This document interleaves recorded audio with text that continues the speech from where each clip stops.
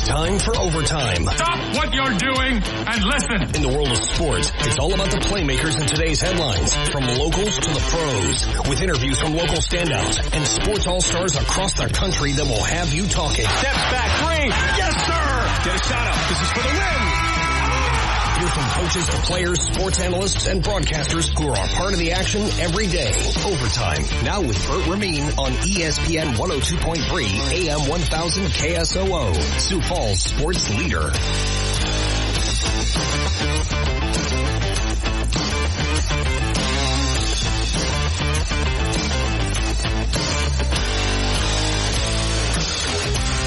Welcome into the Tuesday edition of Overtime. That was a ton of fun last night as the women's Final Four is taking shape. Congratulations to you Iowa Hawkeye fans, Caitlin Clark fans, Paige Beckers fans. You are off to the Final Four.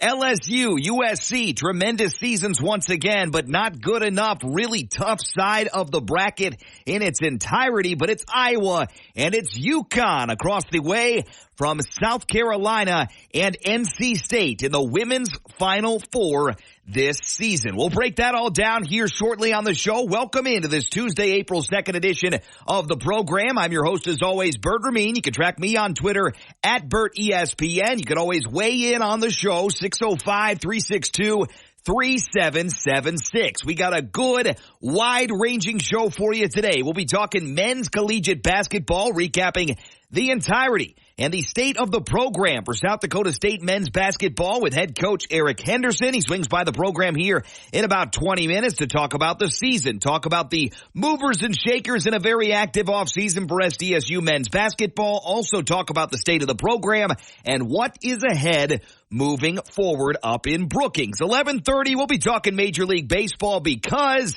it's been a really great start to the season, and a lot of people are zoned in, focused in, as they should be, on the men's and women's NCAA tournaments, and basketball is king at this stage of the year. But Major League Baseball right now is at a tremendous start. We'll tell you why, including one big-name franchise out to a historically good start, and another one, similar record out to their best start since 1983. We'll tell you what pair of teams those are here in about a half an hour on the show as we carve out some space for Major League Baseball, and then we'll carve out some space for the National Football League. They always reign supreme. We're less than 1 month away from the NFL draft. We got all sorts of topics, and today, I counted it off. I got pretty darn lucky because today I started thinking about it. Last year, we did 2 teams per day NFL draft previews, and I counted it today. And if we didn't get it started today, we would have had to double up. So I got 2 today for you. We're going to preview the NFL draft from the bottom to the top. So the last 2 teams we'll be talking about are going to be the Chicago Bears and the Washington Commanders. But today we'll start out with 2 of the 3 teams without a first-round pick, the Houston Texans and the Cleveland Browns. Those will be our first 2 teams we start with for your NFL draft previews. And also, as always, a lot of news from the National Football League to recap at the end of hour number 1. Hour number 2, highlights and headlines, women's Final Four talk, odds and storylines. As promised yesterday, we told you about the latest odds, the spreads for the semifinals, and the latest odds to win it all for the men's side. We'll do the same for women's basketball today. And also, is this the best case scenario Final Four for women's basketball as it was constructed, or would you have rather seen Texas over NC State? That might be the one omission that I would make, or one edit that I would make. But to get a good team in there, a team that's playing really great in NC State, is absolutely crucial as well. But on that right side of the bracket, you look, of course, we're talking regional fandom. I'm sure people out in California wanted to see UCLA. They wanted to see USC. But nationwide, is this the best case scenario for the Final Four? You get Caitlin Clark, who just ran through the gauntlet of LSU, getting over the hump there to a team that she lost to in the title game last year. Big time win. Now she gets rewarded by taking on one of the other best players in the country in Paige Beckers and UConn. Very formidable and historic program, the best women's basketball program over the last 20, 30 years. UConn, Iowa coming up, and then if they win that game, them being the Iowa Hawkeyes, they'll move on to face the winner of USC, South Carolina, and NC State. More than likely, spread-wise, that'll be South Carolina. Could you imagine if Caitlin Clark ends her college career by beating Angel Reese and the LSU Tigers, by beating Paige Beckers and the Yukon Huskies and then taking down the gauntlet and the incredible lineup that South Carolina has to offer. That would be certainly a top-of-the-mountain way to go out on a college career for Caitlin Clark, and it's a Cinderella story. I hope it happens. We'll wait and see. That is a tremendously tough 3 games in a row, not to mention you're already living and dying and playing with your back against the wall from the jump in the NCAA tournament. Iowa compiling wins, Holy Cross, Colorado, West Virginia, and now they pick up a win against LSU, but the rest of the way ain't going to be easy, but sure is going to be watchable and fun. We'll be talking with pro fisherman Ted Takasaki as we get geared up for what I hope is the start of spring. Warmer weather, get the boats dusted off, dust off the life jackets. We'll talk safety, we'll talk fishing spots, everything you need to know to prepare for the spring fishing season here in South Dakota. And we round out the show with the good, the bad, and the ugly this afternoon. Into your scorecard now from last night out of the NHL. We had Detroit win over Tampa in Tampa. Impressive win for the Red Wings 4-2. Pittsburgh bested the Rangers in New York 5-2 last night. Colorado lost to Columbus 4-1. Edmonton and St. Louis went to overtime where the Blues prevailed. Big win for them. 40-31-4 the new record. And lastly, concerning the Western Conference, teams that the Wild need to keep an eye on, LA Kings, Winnipeg Jets. It was Winnipeg with the win at home 4-3. Tonight in the NHL, Blackhawks at Islanders 6:30, Senators at Wild 7 o'clock, Canucks at Golden Knights 9 o'clock. All those games can be streamed on ESPN+. Look at the Western Conference standings here before we go any further in our scorecard. Western Conference, the teams that have clinched a playoff spot. Dallas and Colorado in the Central, Vancouver in the Pacific. And then the teams working on getting there. Winnipeg with 96 points, Vegas with 90. Those are the 3 seeds in each respective division. Edmonton 95 as well, pretty darn close. And then the wild card spots right now. Nashville's got 90 points. Same number of points as Vegas. The LA Kings have 87. They occupy the second and final wild card spot. The St. Louis Blues have played 2 more games than the Minnesota Wild and have 5 more points. Minnesota Wild have 79, St. Louis with 84, and the team that both of those teams are chasing, the LA Kings, 87. So still not out of reach. Minnesota has played 1 less game than pretty much every team in contention right now, so that is in their favor. But Minnesota needs to play perfect hockey down the stretch and have Nashville, the Kings, the Blues, and maybe even Vegas stub their toe a little bit down the stretch of the season. That's the latest Western Conference standings. NBA Finals, another entertaining day and another night where Boston picks up a big win, 118-104 in Charlotte. 6 on the shot clock. Tatum knows it. Switches to the right hand. Gets to the elbow. His jumper is good. He knew it. Big night for Jason Tatum, double-double, 25 points, 10 rebounds, 118-104 win in Charlotte over the Hornets. New record for Boston, 59-16. Elsewhere, Indiana dominant in a home victory over Brooklyn, 133-111. Atlanta wins in Chicago, 113-101. And lastly, can't help but give Booker the credit for last night's success. 52 points for Devin Booker in a Phoenix win in New Orleans. Final score, 124-111. Booker on the dribble against Daniels again. Crosses over to his left. Hesitates, then drives through the lane. Runs one up and in with the right hand. 52 for Devin Booker for the 2nd straight trip to New Orleans. His 3rd straight game here in the Big Easy with over 50. And the Suns are up 9, 119-110. Devin Booker likes playing down south. 124-111 the final. Booker 52 points, 9 assists. And the Suns are 44-31. Tonight in the NBA, Lakers at Raptors, Bucks at Wizards, 6 o'clock starts there. 6:30 on TNT. Sixers are home to the Thunder. Rockets at Timberwolves is a 7 o'clock jump time. Spurs at Nuggets at 8. Mavericks at Warriors, 9 o'clock on TNT. Men's basketball, Final Four begins on Saturday from State Farm Stadium in Glendale. NC State and Purdue, 5 o'clock on TBS. Alabama and UConn, 7:45 also on TBS. Women's basketball last night. We'll start with the WNIT. Couple local teams going at it, Minnesota and Wyoming. It was the Gophers over the Cowgirls, 65-54. And up next, Minnesota takes on Troy on the road in the semifinals of the WNIT. That's coming up tomorrow evening. NCAA Tournament Finals, LSU and Iowa. Back and forth they went. Iowa out to a quick start, hot shooting start. LSU owned the second quarter. They go into the halftime tied Iowa electrifying in the third quarter. We'll start with a comment from Coach Lisa Bluter on what led to the success in that third frame. I just think we started the game and we started the third quarter with a punch, and that really helped us a lot, gave us a lot of confidence on the defensive end. Iowa 94, LSU 87, the final after a strong second half effort from the Hawkeyes. Here's last night's final call. Dad will do it. This time, it's Iowa. The Hawkeyes are headed back to the Final Four. Galactic greatness from Caitlin Clark on display yet again. Galactic greatness. Heck of a call there. Caitlin Clark, fantastic. 41 points, 7 rebounds, 12 assists, 9 3-pointers, and she and the Hawkeyes punched their way to a second consecutive Final Four appearance. Elsewhere, Paige Becker stole the show for UConn in an 80-73 win last night. Here's just one of many Becker's buckets. Becker's off the bounce. Pulls up in the lane for 2. And in a late clock bet, you let anybody but Paige Beckers catch it.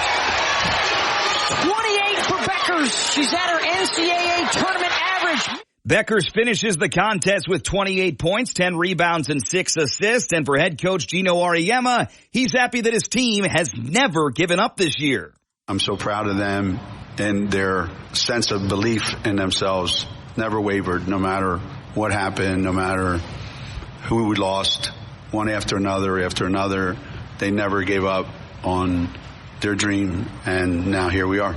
And it's a dream matchup in the Final Four. It's going to be Iowa and UConn in that side of the bracket. That's going to come up on Friday from Cleveland. That matchup is the later one, 8 o'clock projected start on ESPN. NC State, South Carolina, 6 o'clock on ESPN. Before we move on to Major League Baseball finals and highlights, let's talk and debate a little bit about Caitlin Clark's legacy. That's up for debate. People would love to say she's got to win a title to be among the all-time greats. A lot of people out there with more common sense say she already is among the all-time greats at major and college basketball, men's or women's. I'm certainly in that camp, and certainly a title would do a lot for everyone in that capacity. It's going to be a great way to go on top if Iowa can get it done. But Tim Legler says it doesn't matter if Clark finishes on top or not. She's already cemented her legacy. I don't believe she does. I really don't. Look, South Carolina is a better team. If they first they got to get by UConn. If they end up playing South Carolina and losing in the national championship game to a team that's undefeated, that's just better. How can you really pin that on Caitlin Clark? I think she's cemented who she is, what her legacy certainly will be as a college player. And now we're going to wait and find out what's going to happen as we go forward as a WNBA player. But no, I personally do not think that. College sports and pro sports are so darn similar and also so darn different. And the big difference to me in terms of debating legacy, college and pro sports, is there's well over 100 college programs. And it's such a game in flux all the time. And NFL fans always want to have this debate about best quarterbacks ever. And you can't even enter the NFL best quarterback ever chat or the GOAT chat if you don't have at least one Super Bowl. And a lot of fans will say you have to have 2 or 3 to be in that conversation. Just ask those fans of Brady and Montana that kind of gatekeep and say you got to have multiple Super Bowls to be around and talk about greatness. And that might be up for debate. And certainly there's really good NFL quarterbacks, Dan Marino, one of them, that never won a Super Bowl. But to go ahead and gatekeep and say that Caitlin Clark needs to win a title to be among the all-time greats is so patently false. I think she's already there. She's rewriting the record books, and more so than anything else, more so than rewriting record books, more so than titles, more so than anything else, is how you act as a teammate, how you act as a person, and the impact you have on the game. And Caitlin Clark, among others, impact on the game over the last 2, 3, 4, 5 years is unmatched. It's unrivaled. And I frankly hope that some girl out there, some little girl who in 10, 15 years is on the hard court out there playing basketball, takes it to even greater heights. And I hope that there's young women right now that are in high school and young women right now that are starting their college career that plan to do the same. I can't wait to see where women's basketball ends up. But Caitlin Clark is and shall be for a long time on that Mount Rushmore of women's collegiate basketball players, and she's on to bigger and better things in the WNBA regardless of what happens the rest of the way. Major League Baseball now on the scorecard. Chicago Cubs over the visiting Rockies yesterday 5-0. Atlanta pours it on over Chicago 9-0. White Sox still looking for their first win. They're 0-4. Kansas City lost to Baltimore yesterday 6-4 on the road. Detroit in extras over the Mets 5-0. Cleveland lost to Seattle 5-4. Yankees in a 5-0 start. Their first in quite some time. More on that later in the show. Win in Arizona 5-2. St. Louis over San Diego 6-2, but the story of the day, story of the night in Major League Baseball is what Ronel Blanco managed to do for the Houston Astros. It is the first no-hitter of the 2024 Major League Baseball season. 2-2 to Guerrero. Ground ball tap. Blanco lets it go by. Dubon fields. Throws to first. In time. A no-hitter! Ronel Blanco! Yainer Diaz, the first to jump into his arms, and the rest of his teammates come out to mob him. Ronel Blanco has thrown the 17th no-hitter in Houston Astros history as the Astros defeat the Toronto Blue Jays 10-0. Big time start to the season for Houston, and that one a no-hitter for Ronel Blanco. Get to know the name there, 10-0, the final score. Today and tonight in Major League Baseball, we got a big slate for you. Twins at Brewers leads us off, 2:30 pregame. 3:10 is the first pitch time. Listen right here on ESPN Sioux Falls, or you can also stream that ball game today on ESPN+. Royals at Orioles, Rockies at Cubs, Reds at Phillies. Just a couple matchups in the early portion of the evening. Later on, Guardians at Mariners, Cardinals at Padres, Giants at Dodgers. That last game, 9-10, and you can watch it tonight on TBS. NFL draft at the end of the month. J.J. McCarthy's a hot name, but Adam Schefter says, hey, hold your horses. He might fall to number 11. It's also possible that after 3 weeks from now, that these teams might not see the need to go do that. They might just sit where they are. There's a lot of this jockeying talk in advance. And then come draft day, you have to see what happens. What were we talking about last year? What team's going to trade up for Will Levis? Where'd Will Levis go? Round 2. Now, I don't think J.J. McCarthy's going round 2. I think he's going round 1. But I don't know that it will wind up that somebody trades up for him. Maybe he just goes 11 or 12. That's ESPN NFL analyst and reporter Adam Schefter. J.J. McCarthy, I think he's going to be a top 5, top 6 pick, and I would be absolutely distraught if somehow the Minnesota Vikings are able to stay patient enough at number 11 and J.J. McCarthy falls into their lap. And then Minnesota all of a sudden has all sorts of options at number 23, trade down, pick a premium player. It would be a dream scenario for the Minnesota Vikings and a nightmare scenario for everybody that's fans of other teams in the NFC North. Quick foray into your Reliabank headlines of the day here. Today's scheduled baseball game between South Dakota State and Minnesota has been postponed due to inclement weather. No makeup date has been determined. Jackrabbits are 11-15, 4-4 in Summit League play, and they will now return to action on Friday at North Dakota State. First pitch in the opening game of the 3-game set has been pushed back to 6 p.m. on Friday at Newman Outdoor Field up in Fargo. That's the latest there. And over to a different kind of diamond, the softball diamond. South Dakota State senior Tori Kanishi needs a bigger trophy cabinet. She was recognized by the Summit League yesterday as once again the Ticket Smarter Peak Pitcher of the Week. Kanishi was awarded with the honor for the second consecutive week and the third time during the 2024 season. 2-0 this past week while the Jackrabbits earned a 3-game sweep over North Dakota down in Council Bluffs. In the first game of the series, Kanishi recorded her third complete game shutout in as many starts, and she topped her Game 1 performance in the third game of the series. The Wayne, Nebraska native hit 2 batters, but it would be the only 2 base runners allowed in a 5-inning affair, striking out 10 on just 62 pitches, and completed her third no-hitter showing in her last 4 appearances, and pitched the 10th no-hitter of her college career. Each and every week and day that goes by, I feel like Kanishi is going to do something else great, and I continue to be proved right. Tori Kanishi, once again, the Summit League Ticket Smarter Peak Pitcher of the Week, third time this season, back-to-back, early for the Jacks. Now we'll take a break, come back, talk some more Jackrabbits, but Jackrabbit men's basketball recently rounded out their season, off-season underway. We'll be talking with men's basketball head coach Eric Henderson next on this Tuesday edition of Overtime. Don't go anywhere. We're back right after this on ESPN 102.3 AM 1000 KSOO.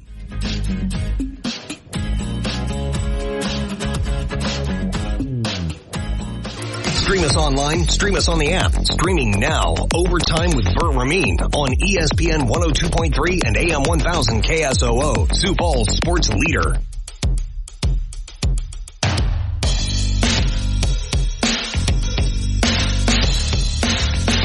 Right back with you on the Tuesday edition of Overtime. Appreciate you tuning us in as always. ESPN 102.3 AM 1000 KSOO.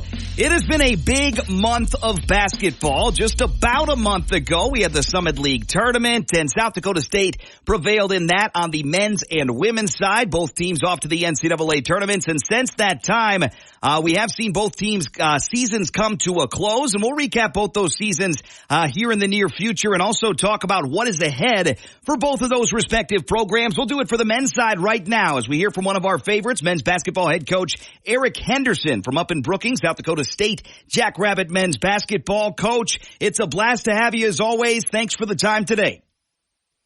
You're the man, Bert. It's always good to be on, and hope everyone had a good Easter. And I know it snowed up here during our Easter weekend, so that's a little bit unique, but regardless, life is good, my brother. Oh, it absolutely is. We had an Easter egg hunt inside my house, which was pretty darn fun for the kids because it was pretty sopping wet down here in Sioux Falls, and we're adjusting and having fun.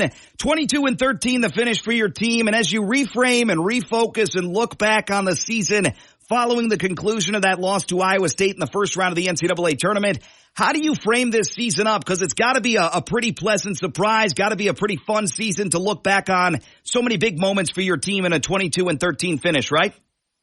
Yeah, I mean, at the end of the day, I'm so proud of our group. And, you know, at the end of the day, you get into this business to help young people grow and learn and create lifelong experiences and lifelong relationships. And boy, did we do that. I mean, some of the memories that we'll have will last forever. But, you know what stands out about this group more than most is just the amount of growth that they've shown throughout the year and how we came together at the right time. I was just so proud, and we'll miss those seniors. I promise you that. You know, Mimsy and Charlie and Luke were such a big part of it, and just really great examples of loyalty and of sticking with something, and you know, the amount of pride they have in the yellow and blue is pretty special. And it was a pretty special season, 22-13, another trip to the NCAA tournament.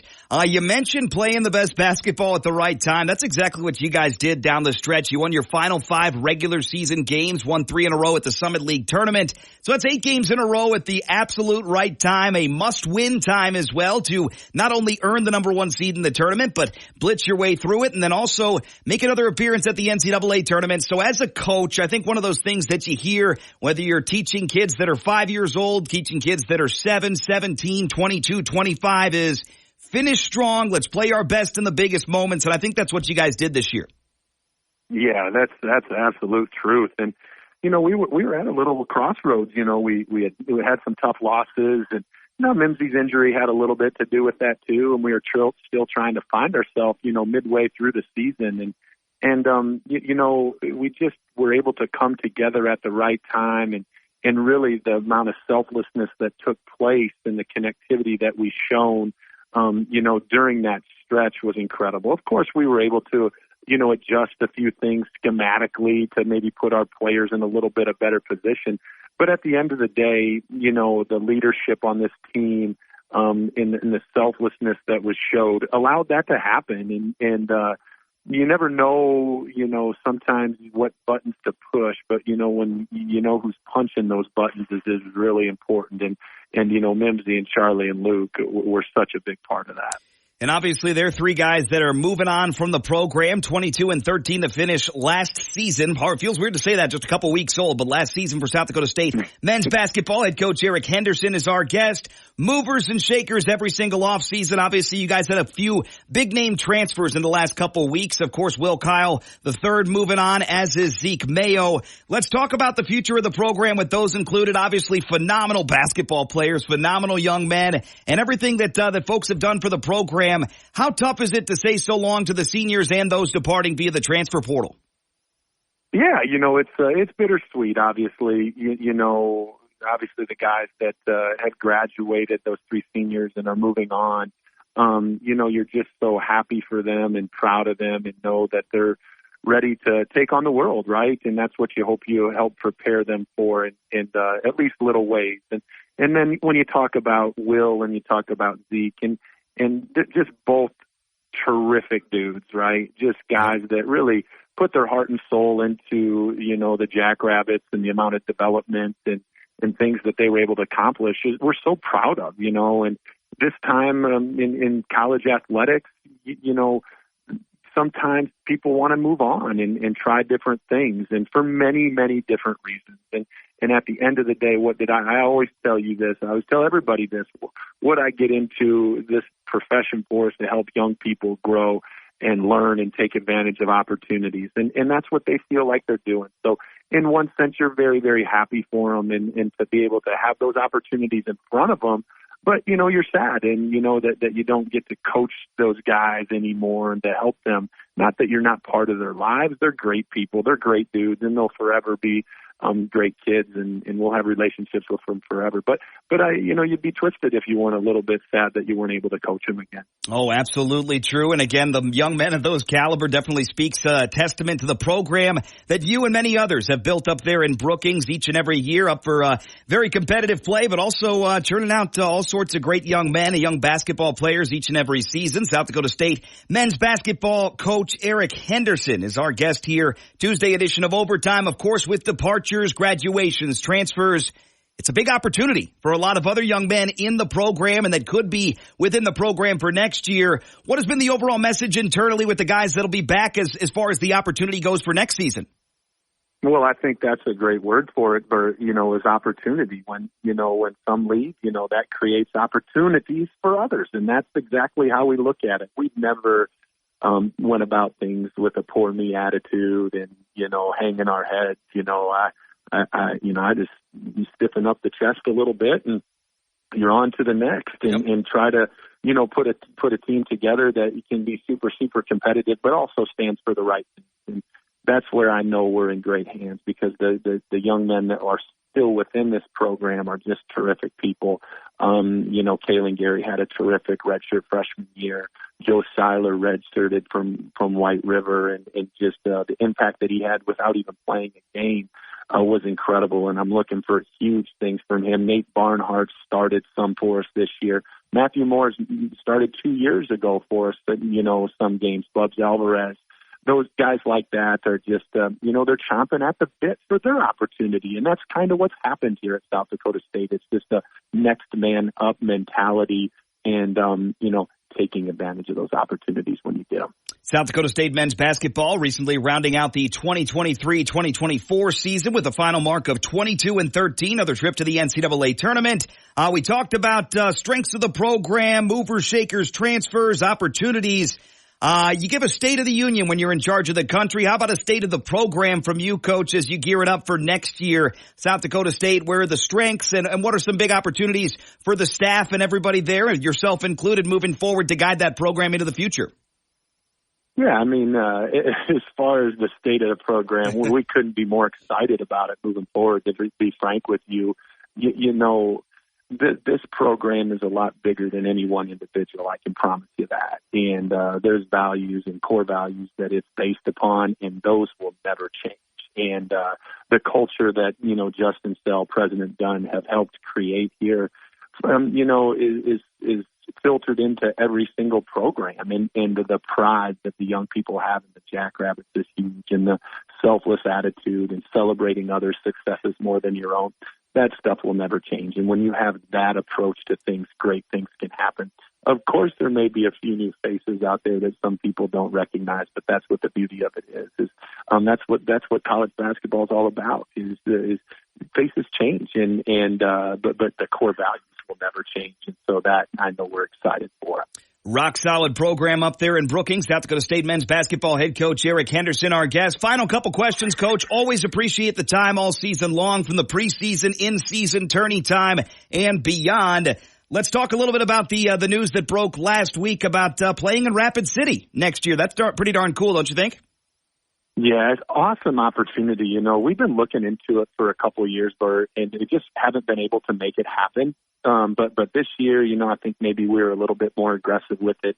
We have some outstanding supporters out there that I always felt like it was a great opportunity, and just to be able to take our players, to the western side of the state to understand the history, the culture, the tradition is out there. I know we're all one, but even the geography is so much different out there, right? And so to be able to learn some of our history that takes place out there, I think is just a great opportunity for our young people, and then for our fans out there to be able to, have pride in the Jackrabbits coming out to our home out there and playing. I think is just a great opportunity.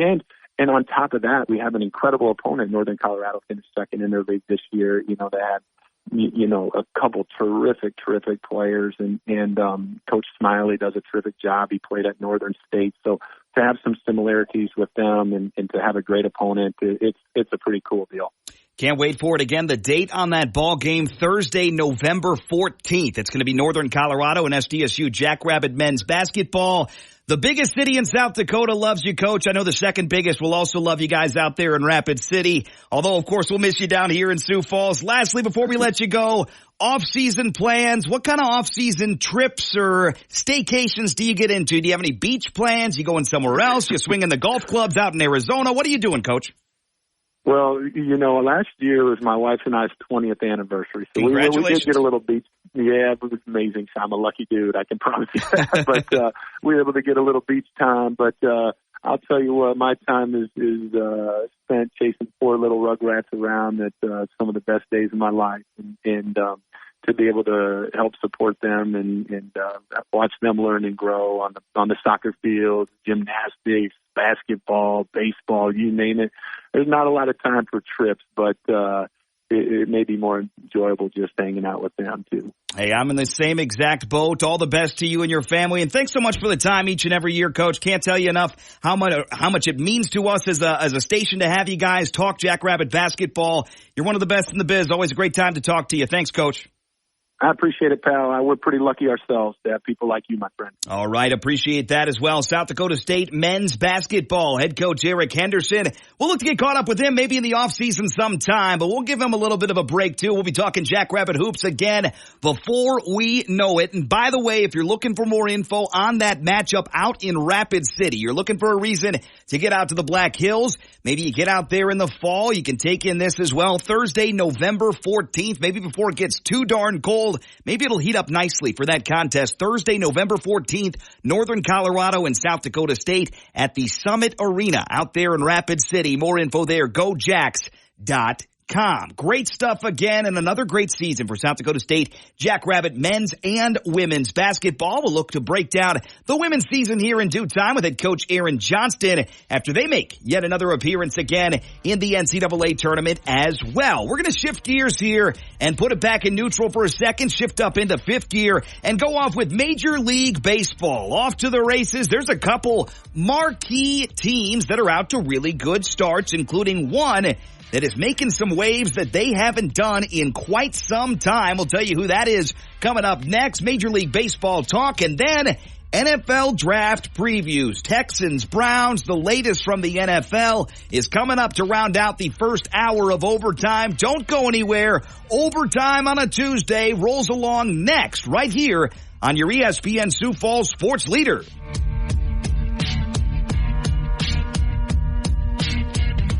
Don't miss a moment of pro sports action. Stay connected and download the app for Overtime on ESPN 102.3 and AM 1000 KSOO.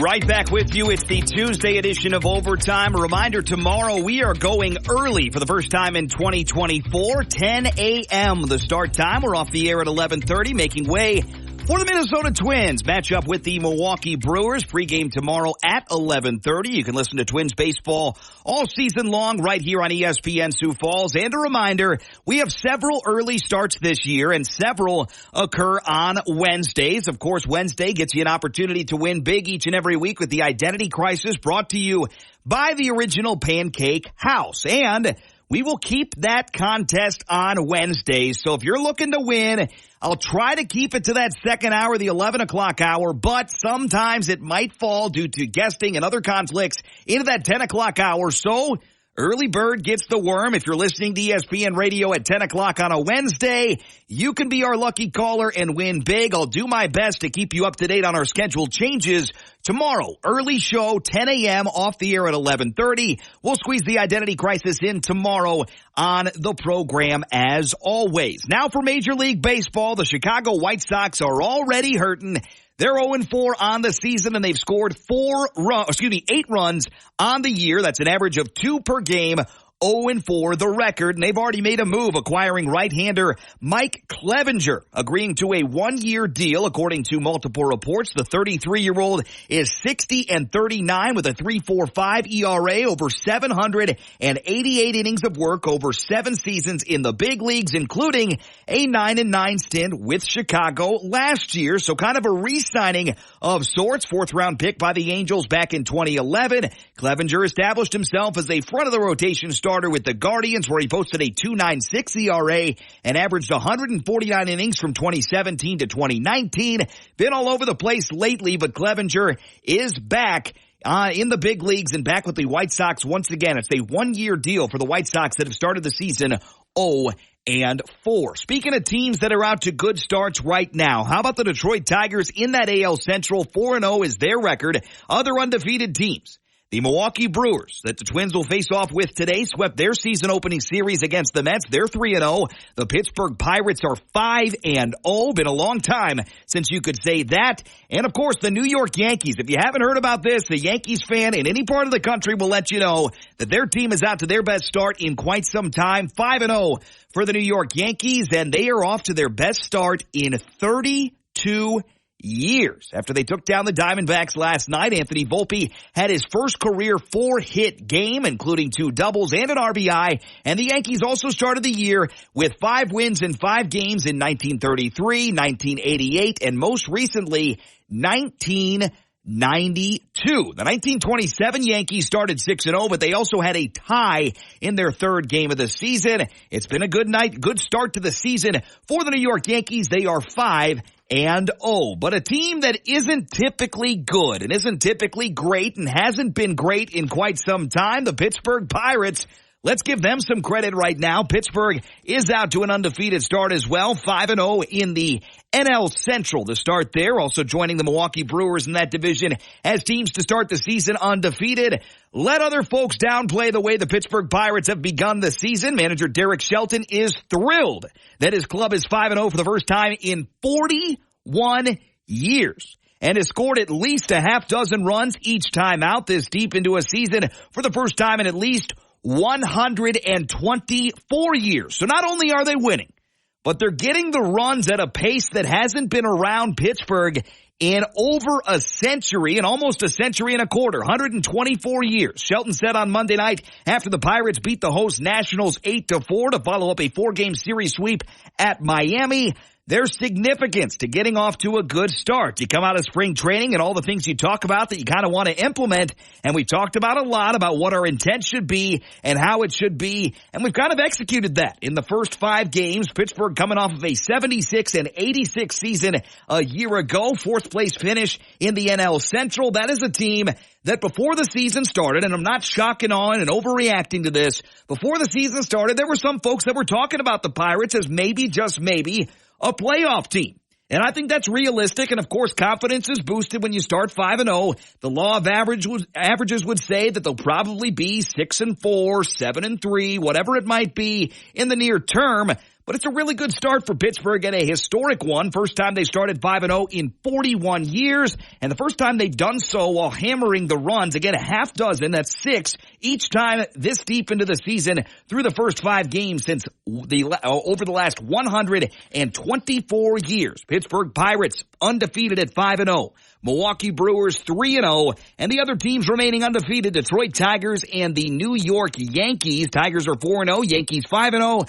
And on the other side of the spectrum, winless teams right now. Going to be a long season possibly for the Miami Marlins. They're 0-5. New York Mets are 0-4, winless in the National League. And the only team without a win right now in the American League is the cellar-dwelling, bottom of the basement, whatever you want to call it, Chicago White Sox 0-4 in the AL Central. Minnesota Twins, by the way, if you've been sleeping under a rock, they're out to a promising start to the season. 2-1, looking to make it 3-1 and get rid of that undefeated moniker by the Milwaukee Brewers name. 2:30 pregame, 3:10 is the first pitch this afternoon right here for Twins baseball on your home. For the Minnesota Twins, ESPN Sioux Falls, we take the break back with more from the NFL, including our first NFL draft team previews of the season. That and more next on Overtime.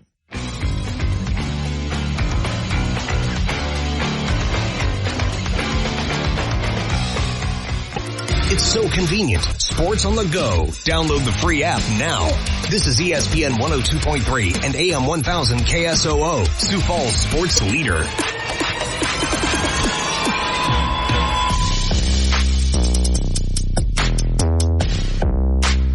Right back with you, rounding out hour number 1 on your Tuesday. Ever missed any of the show? Podcast links available, ESPNSiouxFalls.com, or in the palm of your hand by downloading the free ESPN Sioux Falls app. Free download at the Apple App Store, Google Play. Let's talk football, NFL football, and the Kansas City Chiefs are doing some deep dives this offseason. Running back J.K. Dobbins already had a visit with one AFC West team, and now he's meeting with Kansas City. According to ESPN's Adam Schefter, Dobbins is in Kansas City today to visit with the Super Bowl champion Chiefs. Dobbins is just 25 years old. By most accounts, is a pretty darn good NFL running back when he's healthy. The issue is, feels like he's never healthy. Coming off a torn Achilles suffered in the first week of last season. A report from NFL media last week indicated that Dobbins has been cleared for all football activity. Second round pick back in 2020. Dobbins had a very strong rookie season, had 805 rushing yards, 9 touchdowns, and averaged 6 yards per carry.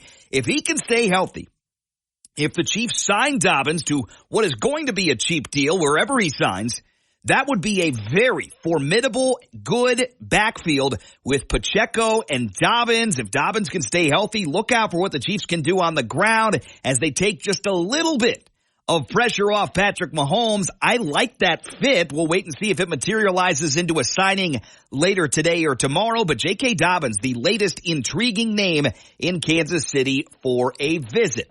Now for the bad news from Kansas City and that surrounding area. Kansas City Chiefs wide receiver Rashee Rice is cooperating with authorities in Dallas after a speeding Corvette and Lamborghini sport utility vehicle caused a chain reaction crash on a busy Dallas highway on Saturday over the weekend. His attorney said on behalf of Rashee Rice, his thoughts are with everyone impacted by the automobile accident on Saturday. Rashee is cooperating with local authorities and will take all necessary steps to address this situation responsibly. A total of 6 vehicles were involved in the crash shortly before 6:30 p.m. Saturday night in the northbound lanes of the North Central Expressway in Dallas. The people in the Lamborghini and Corvette left the scene without determining if anyone needed medical attention or providing their information. 2 of the drivers in the other vehicles were treated at the scene for minor injuries, and 2 occupants of another vehicle were taken to a hospital with minor injuries. We're still waiting on details on this. There's a dash cam video out there and available.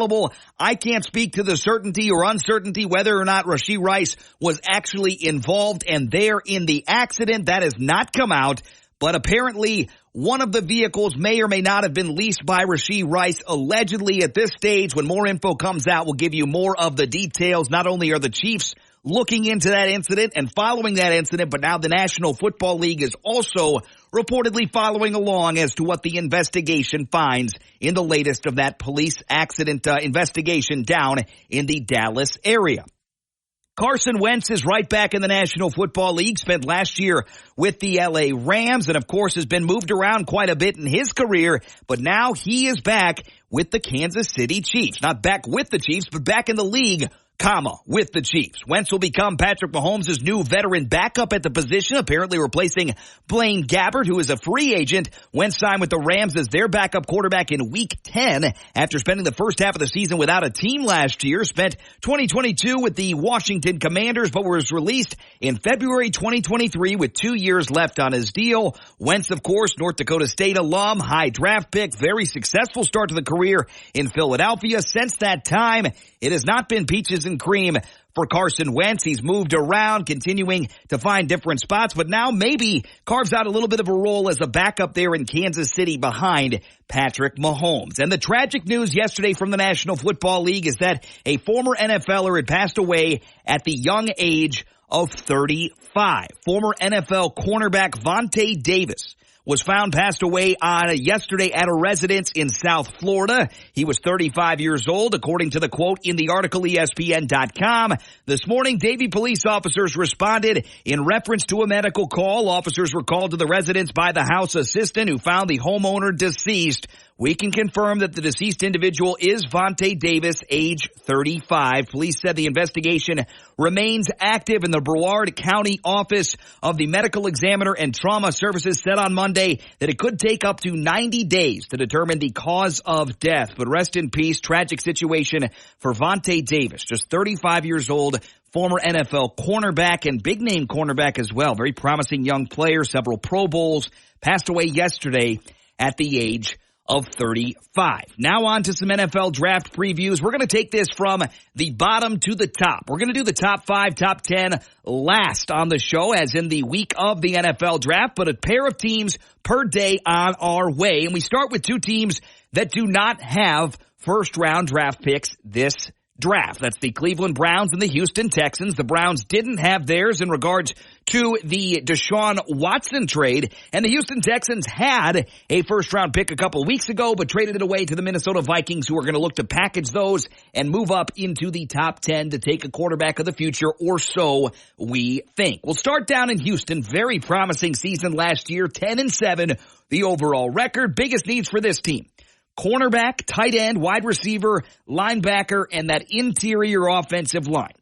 And they were listed in that order. I would move anytime you got a young quarterback that's mobile, that likes to move, likes to extend plays. I would move any sort of offensive line need just a little bit higher up the need chart there. Total picks for Houston this year, they've got 8. 2 seconds, a third, 2 fourths, a sixth, and 2 sevenths. And the fits for me when I'm looking at players, looking at positions, any cornerback that falls down the draft board into the early portion of round number 2, I can see the Texans leaping up to select those guys: Nate Wiggins, Kool-Aid McKinstry, those guys that might fall into the top of round number 2. Wide receivers, you talk about the body type that Houston has right now.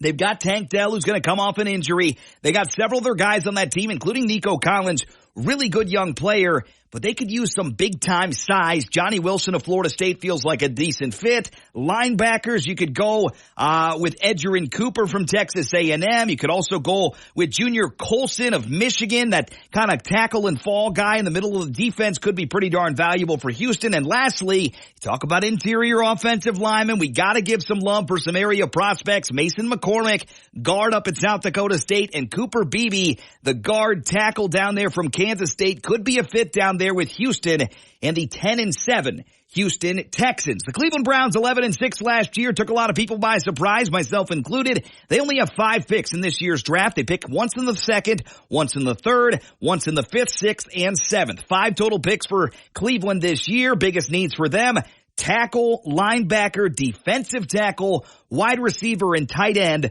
Although I'm really not buying that wide receiver is that big a need, where Cleveland went out and just got Jerry Jeudy and inked him to an extension. I think they might pass on wide receiver in the draft. Tight end, pretty valuable, middle-of-the-road class. Obviously, you got Brock Bowers, who is an absolute certifiable stud, generationally talented tight end at the top of the draft. But the tight end class is kind of shaped like a pear almost. There's all sorts of good guys in rounds 4, 5, 6, and 7, and not too many in that second and third round area right now. Edgerrin Cooper, Junior Colson, the linebackers could be fits. Mid-round wide receiver is a maybe. And then there's a lot of mid-round tackle projects going on in the NFL draft. Are they a tackle? Are they a guard? Could they slide into center beyond that? It's going to be up for debate for the Cleveland Browns as they need help on that offensive line. And those are your first two draft previews here, the Houston Texans and the Cleveland Browns. That winds down hour number 1 on a Tuesday. Tomorrow on the show, we're going to be taking these two at a time. We got the one team that should not have a first-round pick, but they opted to trade up last year. The Carolina Panthers will be one of our focuses tomorrow on the program, as will the Kansas City Chiefs. They got a first-round pick, and it's the worst first-round pick because they're the best team in football. Reigning Super Bowl champions pick 32nd overall. Chiefs and Panthers tomorrow. That rounds out hour number 1. Headlines and highlights next on Overtime.